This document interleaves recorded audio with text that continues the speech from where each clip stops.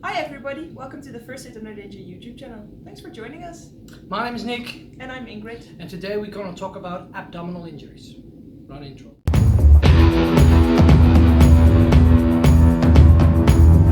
When we take a look at the new TCCC guidelines, there is a lot of new additional information, but I'm actually missing a lot of knowledge about abdominal injuries.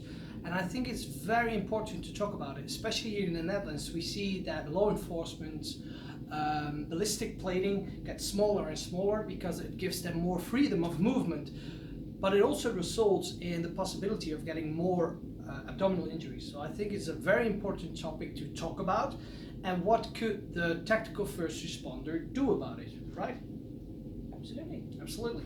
Well, the first thing I want to talk about is why can abdominal injuries be very dangerous for the victim that has them. One of the problems with abdominal injuries is there might be internal bleeding that doesn't show because it's an entire cavity. Yeah, there you go. Yeah, it's an entire cavity, which means that blood might be accumulating within the body and you won't see it. So you think your victim is doing fine and all of a sudden he's gonna go unconscious and maybe die on you. So it's very, it's very important to know what you should and especially what you shouldn't do with abdominal injuries. And that's what we're going to talk about. The first thing we would like to talk to you about is how can abdominal injuries become what they are. I'm going to tell you a little bit about how you even get abdominal traumas. You can have either one of two things, which is blunt force or the penetrating kind. The penetrating kind, there's also a little bit of variation. It can be done by either knives, shrapnel, or perhaps a bullet from a weapon. But if you look at the severity of the injury, there's a big difference between an abdominal wound that is caused by a knife versus one that is caused by a bullet wound. If you look at the amount of kinetic energy that is transferred by an abdominal wound caused by a bullet, it's much, much higher. So the damage to organs is more likely to be severe. And most of the time, 85% of the people with a penetrative wound caused by a bullet need surgery. If you look at a knife, only 15% of these people need abdominal surgery. So Ingrid, does that mean that the higher the amount of kinetic energy that has been brought over to the victim, the more chance of abdominal injury there will become? Is it something like that? I know. Yeah. Absolutely. Yeah, absolutely. So that's something that's very important for you guys and girls that are watching. Abdominal injuries and kinetic energy are very important because they will tell you something about the severity of what you might expect with abdominal injury, and especially, and you're going to talk about it, is with abdominal trauma that is blunt. Yes. So please tell us a little bit about that also. Blunt force trauma to the abdomen can occur by many things, like kick in the gut, falling down the stairs, being in a car accident, or from blasts by an explosion. The amount of energy, again, determines how severe the injury on the inside will be, but we cannot see them from the outside. Sometimes you may see some bruising, which means blood forming underneath the skin, but still it's hard.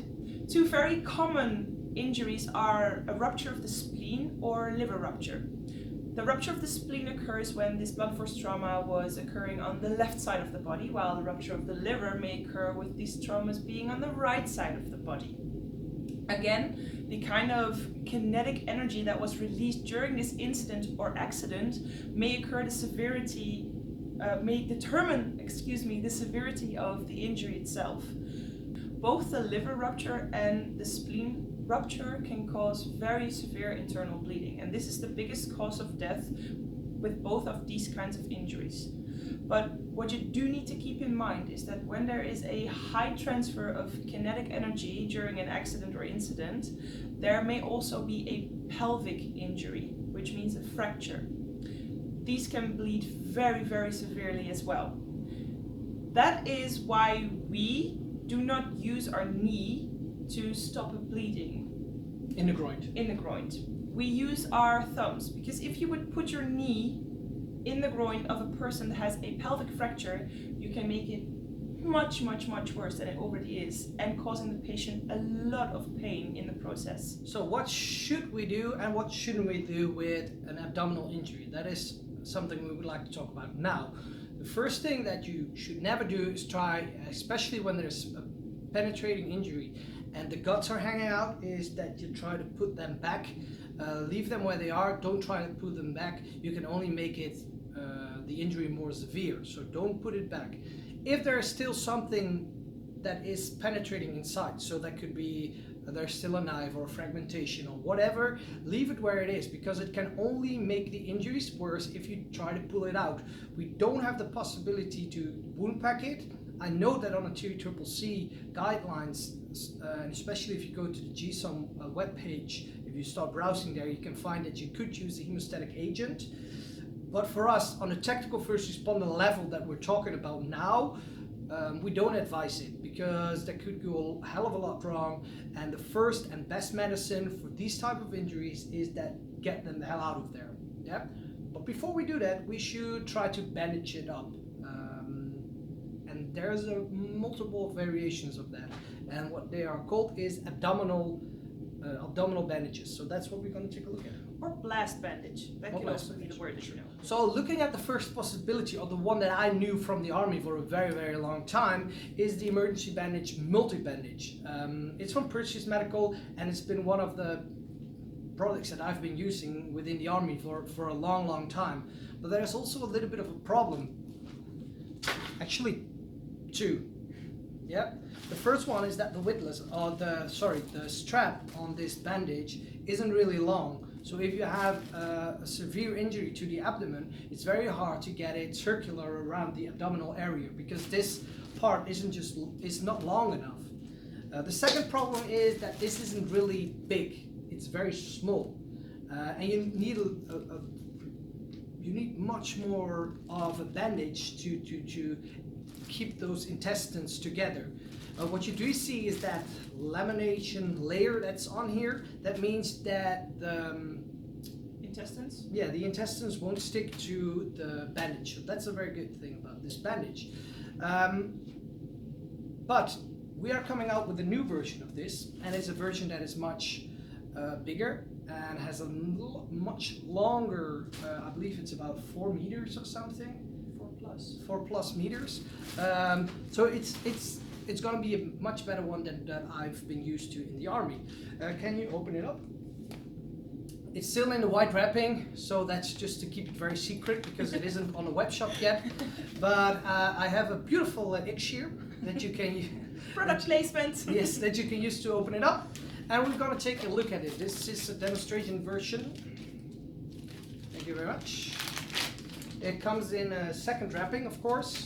And here you can see it isn't on the demo version yet, but you see those two stripes. So maybe if I get a little bit bigger, you can tear them open there. There you go. And you already see the difference how big it is, but it is just as big that you can, if you have your military gear on and you have military trousers, you can put them on the side of your leg. So that's about that size. Yep. So just like this, it's also not very fat. Nope. So if we take it out, and we open it up, you already see that the width of this is much bigger. But there it comes. This is the abdomen. Look how big it is. This is amazing. We can almost fill up the entire... This is how big it should be. This is what you need for a good abdominal bandage. We need a large surface, and that's what this will bring. It has the same lamination layer, so it will do that, but you can also use it for an amputation, and that's something we're going to cover later. But you can also use blast bandages for amputations. And then we have a longer line of bandage on here. So yeah, and it still has, and you probably know this, it has the clip on the end. So you know that one. So it isn't very different in that. You know every part that's on there probably. It's just bigger. So bigger isn't always better, unless you're from Texas. Then everything is bigger and better. So, but that's the primary bandage that we would use, a blast bandage. If you don't have that, you could have a secondary solution. And a great secondary solution is the following. An aluminum blanket. Or a mylar blanket or a space blanket, whatever suits your needs. Floats your boat. Yep. Keeps you warm. It But keeps also, you warm. Yeah. it doesn't stick. And one of the biggest properties of the aluminum or space or whatever you call it blanket is that it won't stick to a wet wound. Intestines are extremely sticky and wet, so we need material on there that doesn't stick, like the laminated part on the blast bandage, but also this works perfectly fine for burn injuries, but also for any kind of intestine sticking out. Cool. Thank you very much. Then your contingency plan or your backup plan that you could have is you can use a 6-inch, preferably a 6-inch emergency bandage or any type of bandage, but it's very important that you keep it wet because, or moist I would say, because otherwise it might stick to the intestines and we don't want them to dry out, so keep it moist. Your alternative plan, and that's your least favorite plan, could be every kind of piece of cloth that you can find. T-shirts, towel, whatever. Plastic bag. Yeah, but we don't want to get to that point. Preferably the primary product that you use is a blast bandage, and the secondary is just use a rescue blanket. It can keep it in place also. Keep it moist, and then get your victim the hell out of there, because they shouldn't stay there. There's a possibility for them to have a lot of injury that you cannot see. It's not a preventable death, so it shouldn't be the domain of the tactical first responder. Just try to bandage him up, or he or she of course, and then get them the hell out of there. Right? Agree? Well, this is really it. Thank you very much, and without further ado, please like and subscribe to our channel. We're gonna make loads and loads of new, we got new inspiration. Our year's been very busy and we didn't have the time. I wanted to, but YouTube isn't my primary source of income. I just like doing it and I like doing it together. So we're gonna make more of these videos together with Ingrid, but also with other people, because I like it far more if I can do it together. So thank you very much for sticking by, and I really hope that you enjoy and that you can learn from our channel. Go to our Instagram page. I'll make sure to put it in the link here, where you can find all of the additional information about us, about what we do, and also about how to get to our web shop. It's DutchTeamCshop.com, and we have all the products that we show on our web shop, or we show here on YouTube, are also on our web shop. So thank you very much. And if you would like to know more about a certain subject, or if you have a question, you can ask it in the comments below or on Instagram, and maybe we'll make a video about it. Okay, thank you very much. Bye. Bye.